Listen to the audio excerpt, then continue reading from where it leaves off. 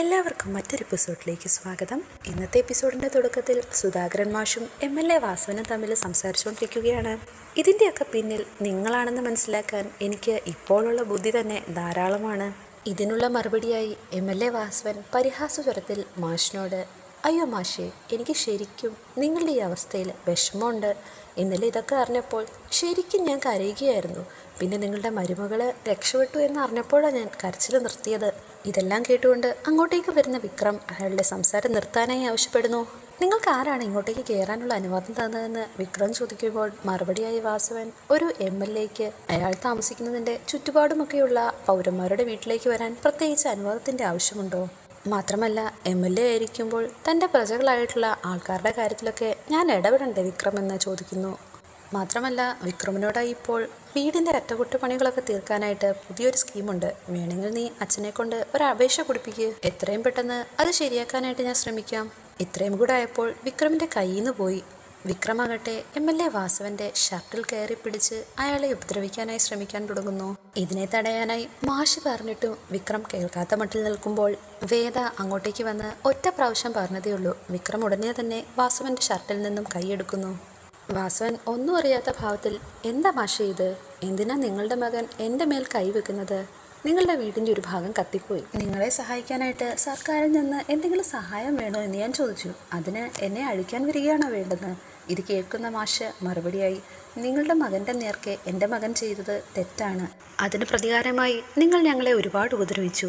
ഇനിയെങ്കിലും ഞങ്ങളുടെ പുറകെ ഇങ്ങനെ നടന്ന് ഉപദ്രവിക്കാതെ നോക്കണം. ഇതെല്ലാം കേട്ടിട്ട് വിക്രം, അച്ഛൻ എന്തിനാ ഇയാളോട് ഇങ്ങനെ അപേക്ഷിക്കുന്നത്? ഇത് തടഞ്ഞുകൊണ്ട് വേദ, വിക്രം, അച്ഛൻ ഇപ്പോൾ അയാളുമായി സംസാരിക്കുകയല്ലേ, മിണ്ടാതിരിക്കാനായി ആവശ്യപ്പെടുന്നു.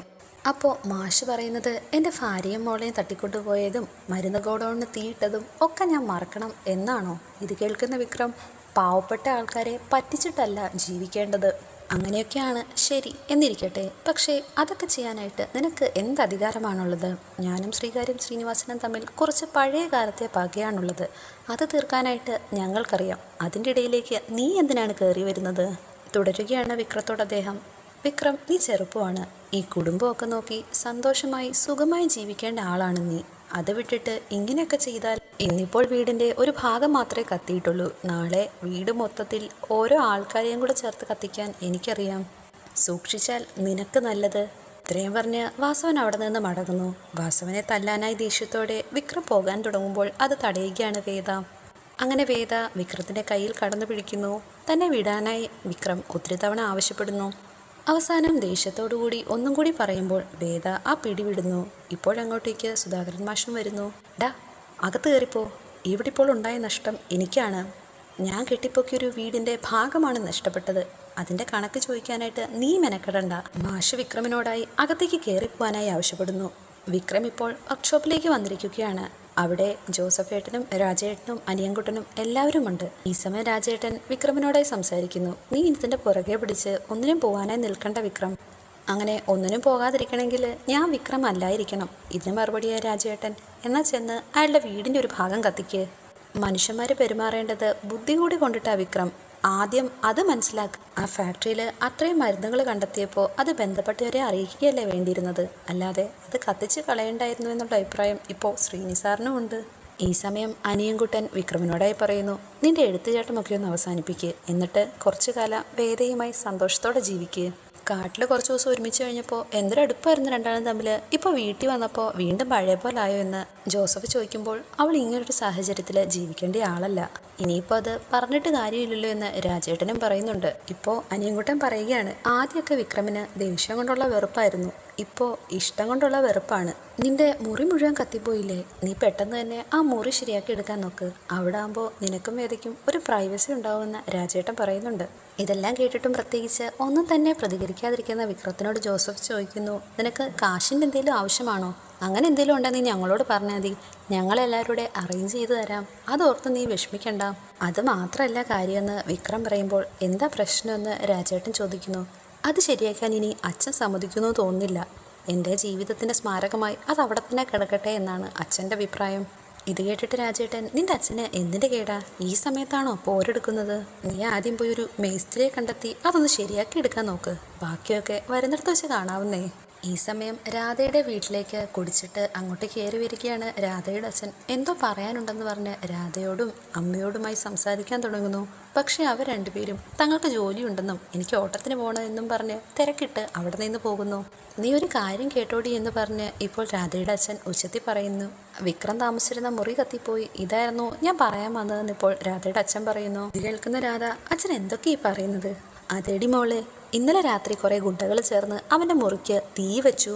അപ്പോൾ വിക്രമേട്ടൻ അവിടെ ഉണ്ടായിരുന്നു എന്ന് രാധ ചോദിക്കുമ്പോൾ, അവൻ അവിടെ ഉണ്ടായിരുന്നെങ്കിൽ വെന്ത് ചത്തൂന്ന് രാവിലെ ആളുകൾ വന്ന് പറയില്ലായിരുന്നോ? ഇവിടെ അമ്മയും ഇപ്പോൾ അയാളോടായി ചോദിക്കുന്നുണ്ട്, ആ കുട്ടി അതിൻ്റെ അകത്ത് ഉണ്ടായിരുന്നില്ലേ? അത് ചിലപ്പോൾ അവള് തീ എത്തുന്ന കണ്ടപ്പോൾ ഇറങ്ങി ഓടിയിട്ടുണ്ടാവും. എന്തായാലും അച്ഛൻ അത് ഇഷ്ടമായി. എൻ്റെ പൊന്നുമോളോട് കാണിച്ചതെന്നുള്ളത് അവർക്ക് കിട്ടിയില്ലേ? ഇതിൻ്റെ സന്തോഷത്തിലാ ഇന്നച്ഛൻ കുടിച്ചതെന്ന് രാധയോട് പറയുന്നുണ്ട്. ആ കെങ്ങേട്ടൻ്റെ ചായക്കടയിൽ നിന്ന് 500 രൂപ കടം വാങ്ങിയിട്ടാ അച്ഛൻ ഈ സന്തോഷത്തിൽ പങ്കുചേർന്നത്.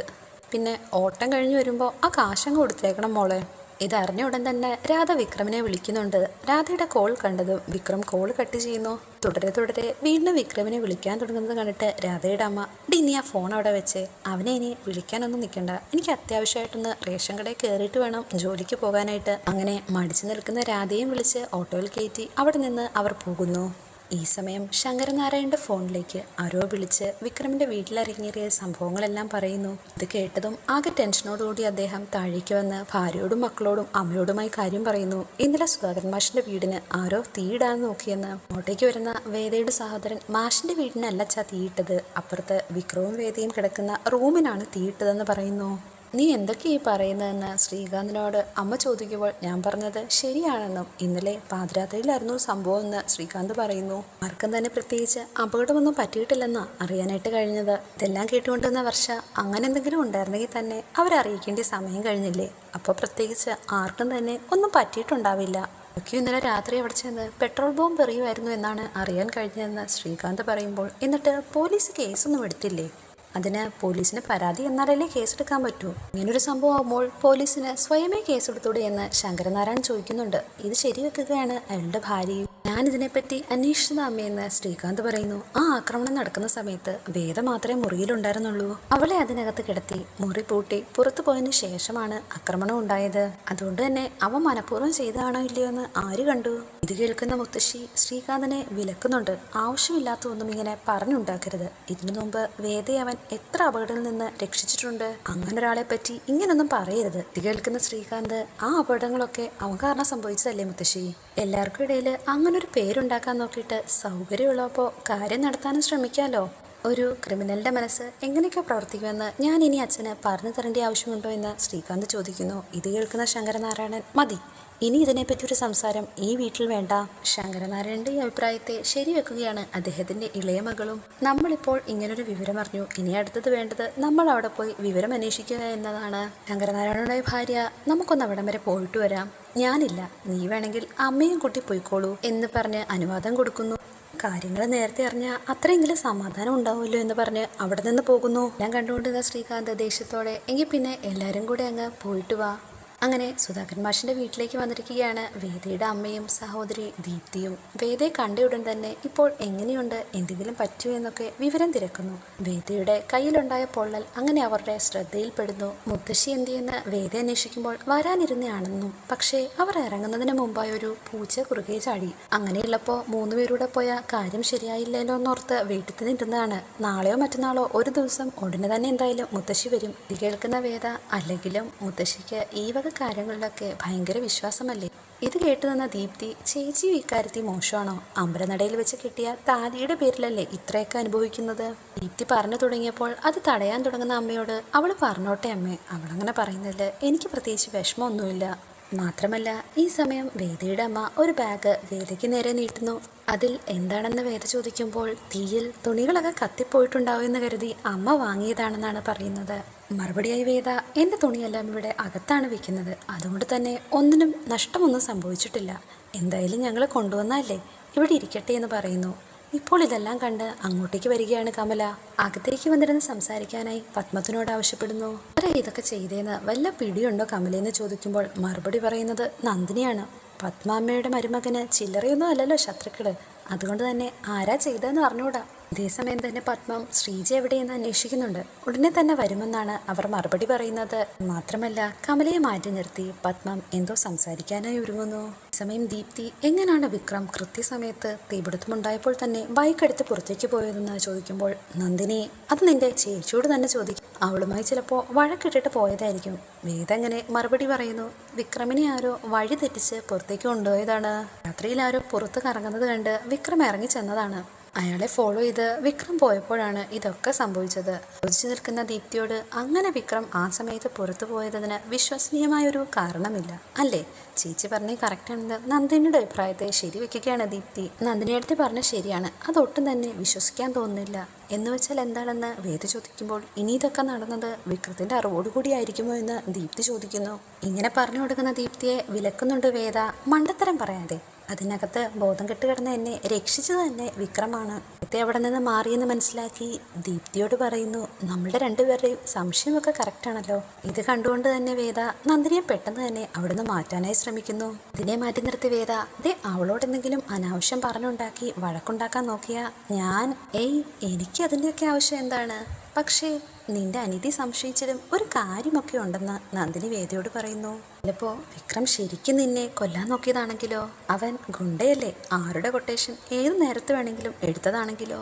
എങ്കിൽ പിന്നെ അത് കാട്ടിൽ വെച്ചാകായിരുന്നില്ലേ എന്ന് വേദ മറുപടിയായി ചോദിക്കുന്നു. അവിടെ ഞങ്ങൾ കഴിഞ്ഞിരുന്നത് എങ്ങനെയാണെന്ന് ഞാൻ പറഞ്ഞിട്ടില്ലേ ഏട്ടത്തിയോടെന്ന് നാണത്തോടുകൂടി വേദ പറയുന്നു. പണ്ട് 10ാം ക്ലാസ്സിൽ പഠിച്ചൊരു പദ്യമാണ് അതിനെപ്പറ്റി ഓർക്കുമ്പോൾ എൻ്റെ മനസ്സിലേക്ക് വരുന്നതെന്ന് വേദയാ പദ്യം ചൊല്ലുന്നു.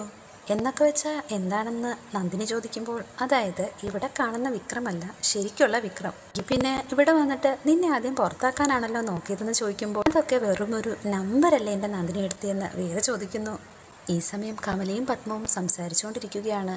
അന്ന് അമ്പലനടയിൽ വെച്ച് വേദയുടെന്ന് തിരിച്ചയക്കാമെന്ന് എനിക്ക് വാക്ക് തന്നതല്ലേ എന്ന് പത്മം ചോദിക്കുന്നു. അത് ശരിയാണ്, ഞാനന്ന് വാക്ക് തന്നതാണ്. പക്ഷേ അവളോട് ഞാൻ പലപ്പോഴും ദേഷ്യം കാണിച്ചിട്ടുണ്ട്. അപ്പോഴൊക്കെ ഞാൻ ഉള്ളിലെ കരയായിരുന്നു. അവൾ ഈ വീട്ടിൽ നിന്ന് ഇറങ്ങിപ്പോകുന്നത് സത്യത്തിൽ എനിക്ക് ആലോചിക്കാൻ വയ്യ. കരഞ്ഞുകൊണ്ട് പത്മത്തിനോടായി അവൾ ഈ വീട്ടിൽ തന്നെ കഴിഞ്ഞോട്ടെ, എൻ്റെ മകൻ നേരെയാകാനോ അവൾ ഈ വീട്ടിൽ നിന്നാൽ അവൻ നന്നാവുമോ എന്നുള്ള പ്രതീക്ഷ കൊണ്ടോ അല്ല പറയുന്നത്. അവളെ ഞാൻ അത്രയ്ക്ക് ഇഷ്ടപ്പെട്ടു പോയി. അതുകൊണ്ടാണ്. ഇത്രയും പറഞ്ഞിട്ട് കമലയുടെ നേർക്ക് പത്മം കുറച്ചേറെ പണമെടുത്ത് നീട്ടുന്നു. ഈ സമയത്ത് വേറെ എന്താണ് ചെയ്യേണ്ടതെന്ന് എനിക്ക് ശരിക്കും അറിഞ്ഞൂടാ, അതുകൊണ്ടാണ് ഞാനിത് തരുന്നതെന്ന് പറയുന്നു. അതുകൊണ്ട് തന്നെ വേണ്ടാന്നൊന്നും പറയരുത്. അങ്ങനെ പറയാൻ ഇപ്പോൾ നല്ല ബുദ്ധിമുട്ടുണ്ട്, പക്ഷെ എന്നാലും ഇത് വേണ്ട പത്മം എന്ന് കമല പറയുന്നു. പക്ഷേ ദുരഭിമാനം കൊണ്ടല്ല, നിങ്ങളുടെ മനസ്സിന് നന്ദിയുമുണ്ട്. എൻ്റെ മാഷിന് ഇതൊന്നും സഹിക്കില്ല, അതുകൊണ്ടാ വേണ്ട പത്മം എന്ന് പറഞ്ഞ് ആ പൈസ മടക്കി കൊടുക്കുന്നു. ശരി, ഞാൻ വേറൊരു കാര്യം ചോദിക്കട്ടെ എന്ന് പത്മം പറയുന്നു. കുറച്ചു നാള് വേദ അവിടെ വന്ന് നിൽക്കുന്നതിൽ കമലയ്ക്ക് വിരോധമുണ്ടോ? അത് വേദയുടെ സ്വന്തം വീടല്ലേ, അതിന് ഞാനിപ്പോൾ എന്തിനാണ് വിലക്കുന്നത്? ഇത്രയും പറഞ്ഞിപ്പോൾ കമല പത്മത്തെ അടുക്കളയിലേക്ക് കൂട്ടിക്കൊണ്ടു പോകുന്നു. കുട്ടിക്ക് വന്ന കമലയോടിപ്പോൾ വേദ ചോദിക്കുന്നു, അമ്മയുടെ കണ്ണെന്താ കലങ്ങിയിരിക്കുന്നത്? അമ്മ കരഞ്ഞോ? ചോദ്യത്തിന് മറുപടിയായി ഇല്ലെന്നാണ് കമല പറയുന്നത്.